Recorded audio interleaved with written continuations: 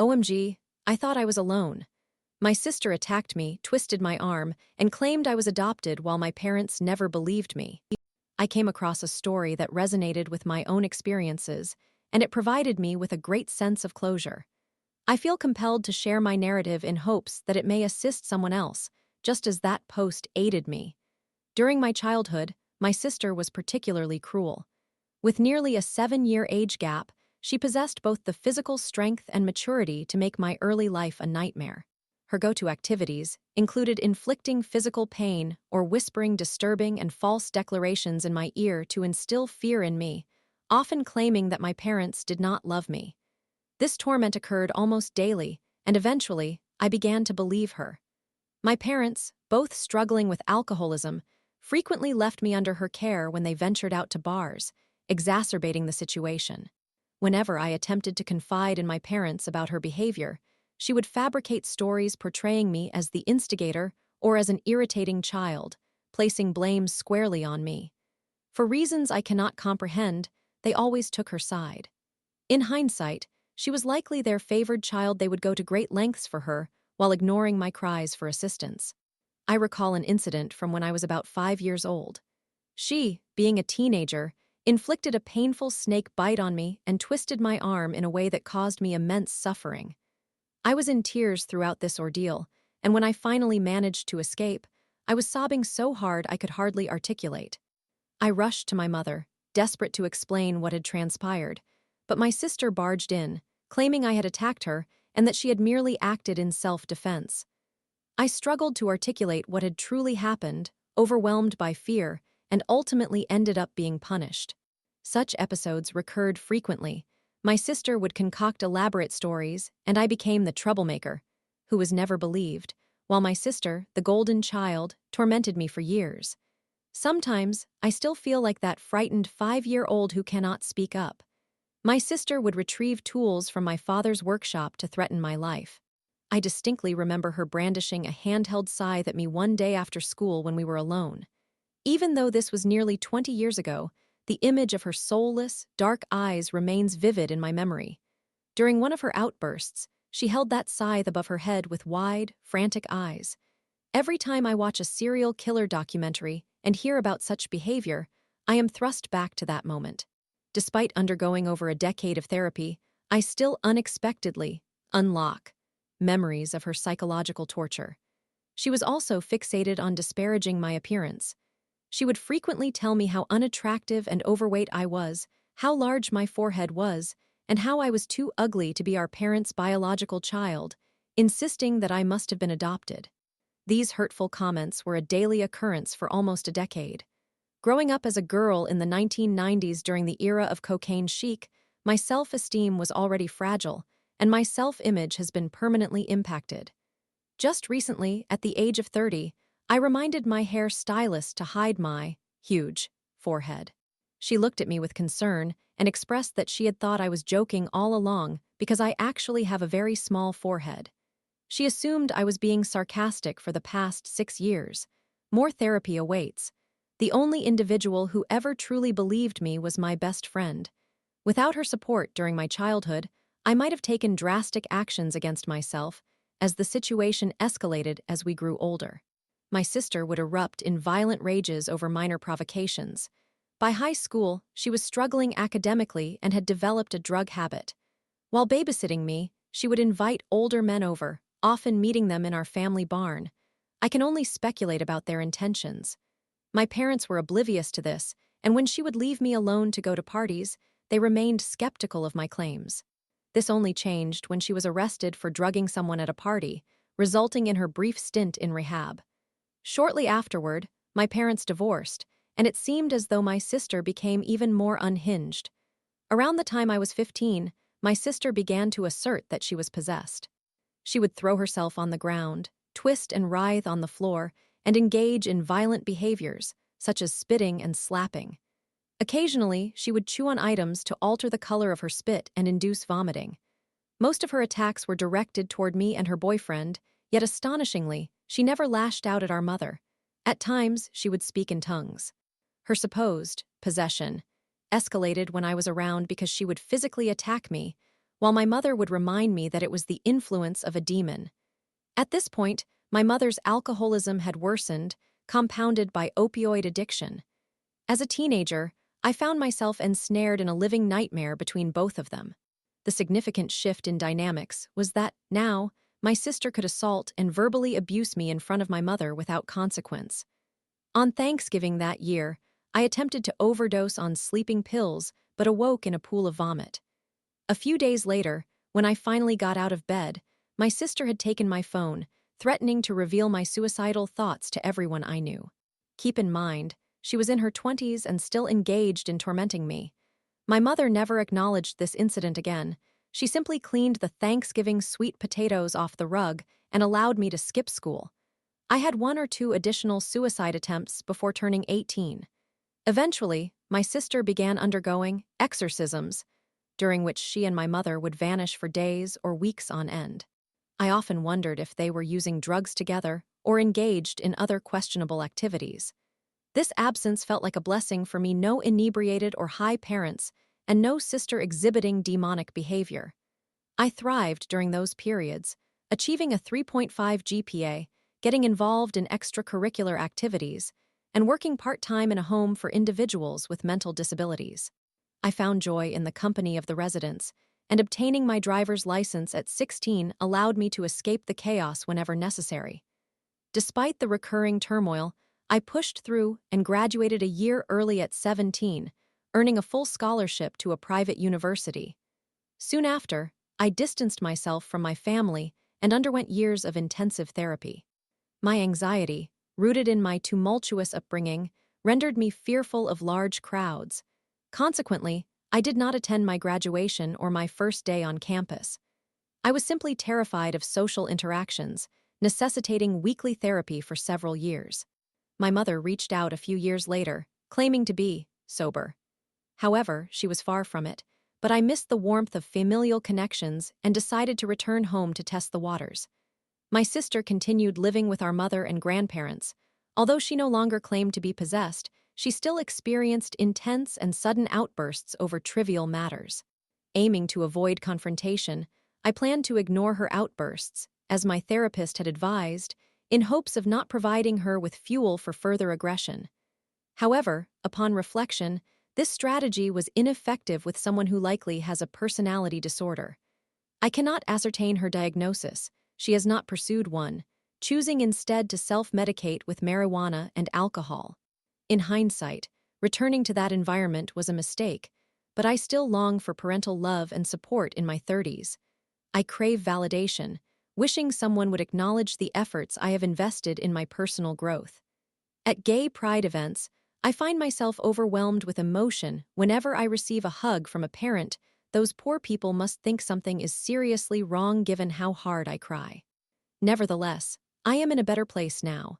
Throughout my 20s, my sister's unpredictable outbursts would manifest whenever I visited home. They were bizarre occurrences, invariably followed by exaggerated tales she spun to our mother about how I had attacked her or screamed at her, shifting the blame entirely to me. Even as she approached her 30s, she continued this behavior, which I find deeply unsettling, especially now that I am the same age. For instance, around the age of 21 or 22, I visited for the holidays and invited an old high school friend who was also in town to join me for a puzzle. We were in the living room watching a movie while my sister remained upstairs. Suddenly, she descended to the living room, switched off the lights, and changed the channel to her own movie. I informed her this was impolite, as we needed the light for the puzzle. She retorted that she lived there, we were guests, and she could do as she pleased. I stood my ground, reclaimed the remote, turned the lights back on, and firmly told her to leave us alone. I then sat down calmly to continue the puzzle, refusing to engage with her tirade or make eye contact. In response, she shoved the table aside and towered over me in a threatening manner. My mother witnessed this unfold for the first time, and my sister was caught in the act. She attempted to fabricate a story claiming we had stolen her space in the living room. But my mother had been doing the puzzle with us prior to my sister's arrival and knew exactly how long we had been there. My mom instructed her to return to her room. Both my friend and I were visibly shaken. Remarkably, An adult friend had finally witnessed her explosive behavior, and my mother even defended me. This marked a first, and sadly, the last time I received that level of support. Such erratic outbursts recurred every time I visited home, which was typically only during Christmas. On one occasion, my sister flew into a rage, accusing me of being a terrible girlfriend simply because my boyfriend was sleeping on the couch after dinner. When I brought this to my mother's attention, she had already been informed by my sister that I had yelled at her in a drunken rage, leading my mother to scold me for supposedly stirring up drama. It was evident that we were returning to the same toxic dynamics. On another occasion, I visited after my sister had undergone surgery and brought her 3 homemade meals. She welcomed me inside and excitedly showed me a board game she enjoyed. Although I felt apprehensive, I wanted to be cordial. I shared a game I liked too. It genuinely felt as though we were making progress as siblings in my late 20s. She was incredibly kind and even invited me to stay and keep her company for the night since she couldn't prepare food for herself due to the pain. I offered her some dishes I had brought, but she declined, stating she wasn't ready to eat. I played a round of the game and continued until she went to the restroom. Suddenly, a large salad bowl filled with lettuce was slammed onto the table in front of me, an entire Costco salad. I looked at her, and she was sobbing uncontrollably. Recognizing that this would escalate, I calmly inquired about her distress, only for her to scream that I was starving her. I reminded her of the food I had brought, emphasizing that all she had to do was ask. She responded by saying she was upset because I had offered her food without consulting her about what she wanted. She specifically wanted a salad. Not wanting to provoke her further, I conceded and turned away. I soon overheard her on the phone in the other room requesting an emergency ride because her sister was abusing her after surgery. Predictably, I left the situation. The following day, I received multiple calls from family members accusing me of abuse, yet no one specified what I had allegedly done. I continue to contemplate whether I should directly inquire with them about what they had heard. From that point on, I vowed never to trust her again or to be alone with her. I refused to attend family gatherings with her or allow her around my friends or partners unless we have a system in place to ensure their protection against any false accusations. It has been 4 or 5 years, and I still refuse to be in her presence without supervision. Currently, I am in a much better place. We lost our mother shortly after the salad incident. I miss her, even though she was not a great mother. I often find myself longing for the nurturing relationship I wish we could have had. My father has since achieved sobriety, and we have developed a close bond. He maintains a good relationship with my sister, so whenever I visit him, I continue to employ a buddy system. My sister remains in our hometown, living with my grandmother, and she has never acknowledged her past behaviors, the possession phase, or offered any apologies for her blatant lies. Honestly, I suspect she convinces herself that her delusions are true to justify her outbursts. I remain best friends with the girl I met in preschool who witnessed much of the abuse. She is truly my rock. Approximately 80–90% of my childhood memories are repressed, and it is profoundly grounding to have her and her excellent memory. Frequently, I will ask her about specific events, and she recounts the time she spent at my childhood home, recalling the dysfunction that permeated our family and the heinous acts my sister committed against me. For so long, I felt trapped in the twilight zone, consistently bombarded with lies from my sister and disbelieved by my parents to the point where I began doubting my own reality. My therapist and I are diligently working on these issues.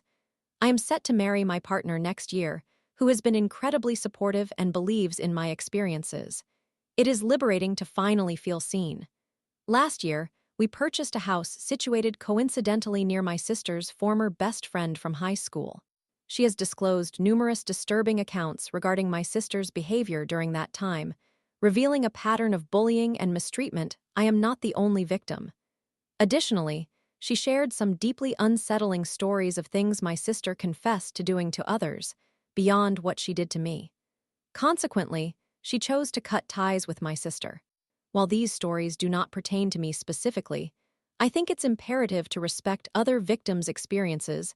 I can never be certain whether my sister was fabricating her tales or attempting to frighten her friends. However, This friend provided validation regarding the abuse I suffered at the hands of my sister. It brings me relief that some individuals are choosing to speak out, recognizing my experiences that have often felt overlooked by the people I needed most. I am contemplating revealing my narrative to family members who may have been witnesses to my sister's actions. Yet, I hesitate to speak negatively about her because that is precisely what she did to me, and it has caused me great trauma. However, I also want to prioritize my own healing for once, rather than always considering her first. I will evaluate the potential benefits of this in therapy. I remind myself that my sister likely grapples with profound mental health challenges and addiction. Having grown up with parents in active addiction, she leads a somber and lonely existence, unable to sustain meaningful relationships due to her unpredictable behavior. Much of the disdain I harbor for her has transformed into pity and acceptance. To anyone else who has endured sibling abuse, know that you are acknowledged. If my story resonates with you, it's a reminder that you are not alone and your experiences are valid. Those events occurred, they were indeed abuse. You are not delusional. You are hurting, and the healing journey is often fraught with pain. Story 2. I was fired for using my work laptop for my side business, but my union overturned it. I ended up working my own consulting gig. Note 1: this narrative was shared with me by a friend and revolves around her father.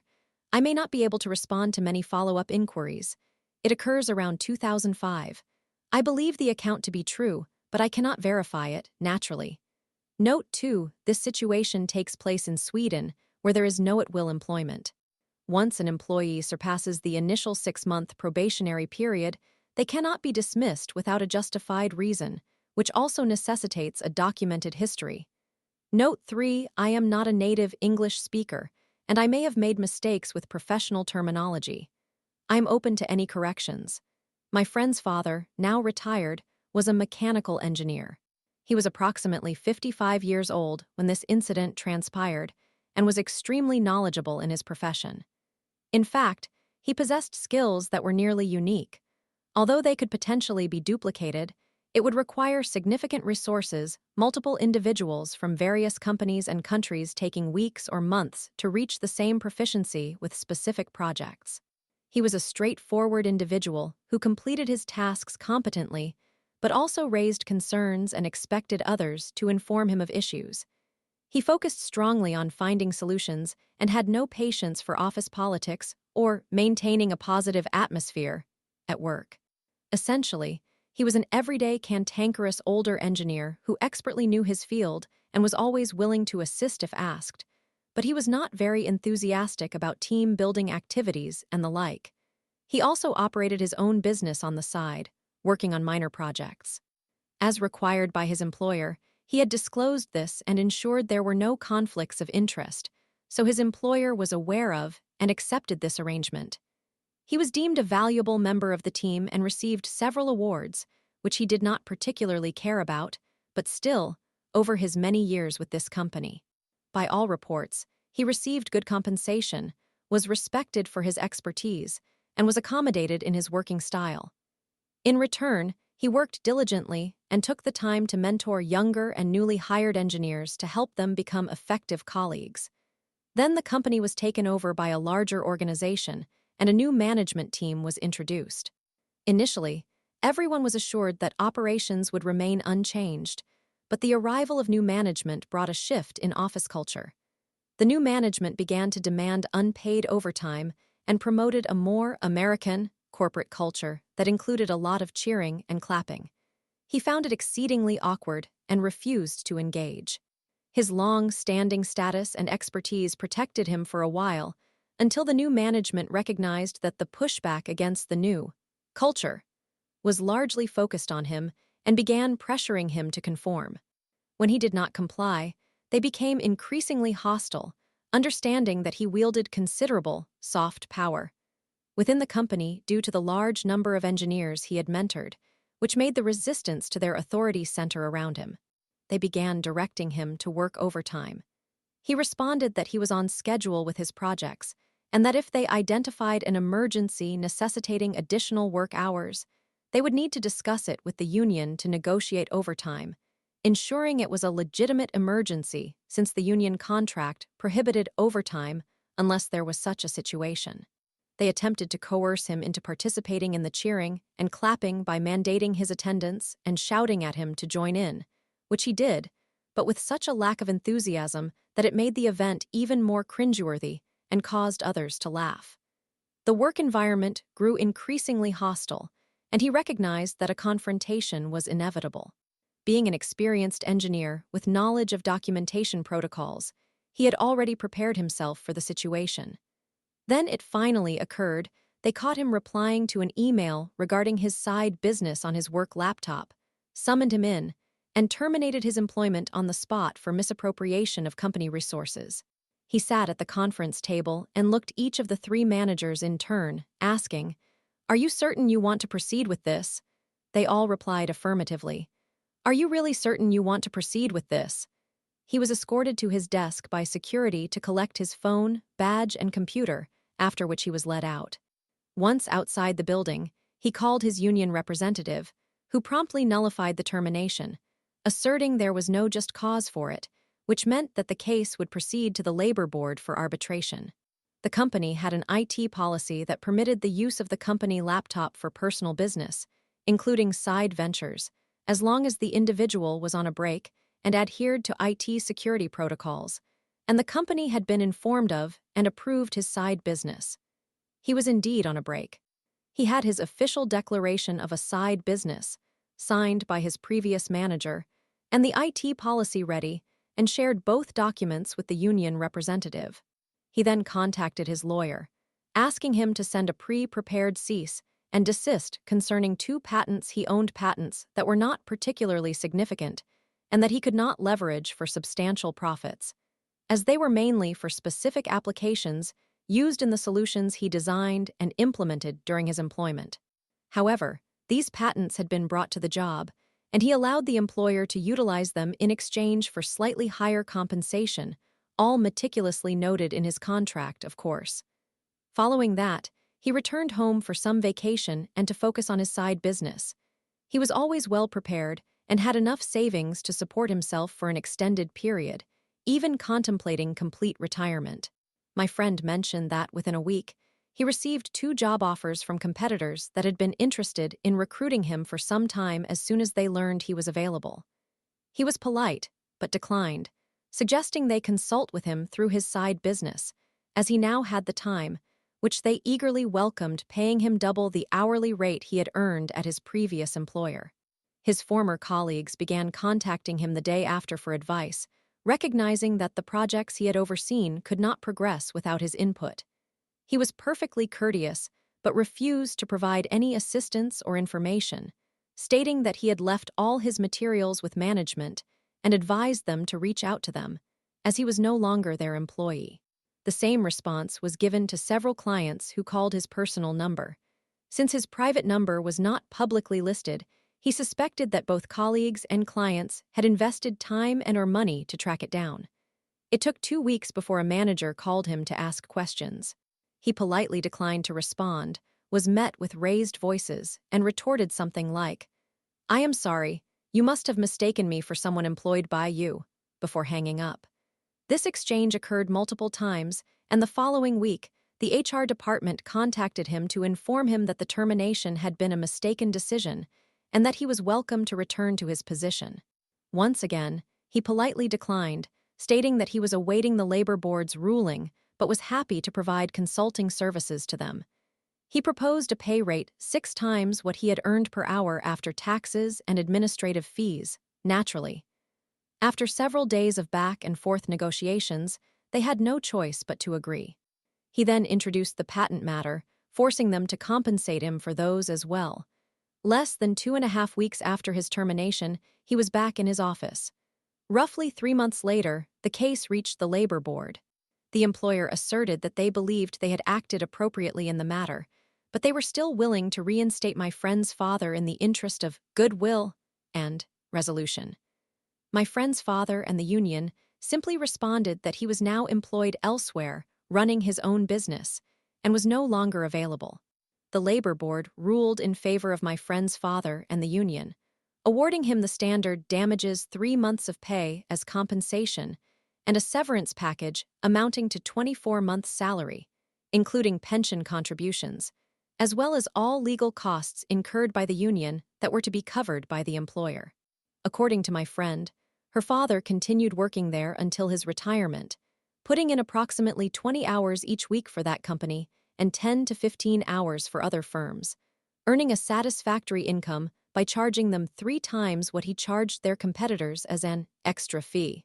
The managers involved were not dismissed, but were reallocated into a separate group apart from the rest of the department when it came to bonus calculations, meaning that the costs incurred from her father's consulting fees and the expenses related to the labor board arbitration were budgeted there, leading them to be consistently over their budget and consequently ineligible for bonuses for several years, which significantly affected their incentives at the company, resulting in at least one of them resigning. My friend also mentioned that her father typically met any complaints from management with a broad grin and a comment along the lines of, "What are you going to do? Fire me," thereafter. Story 3.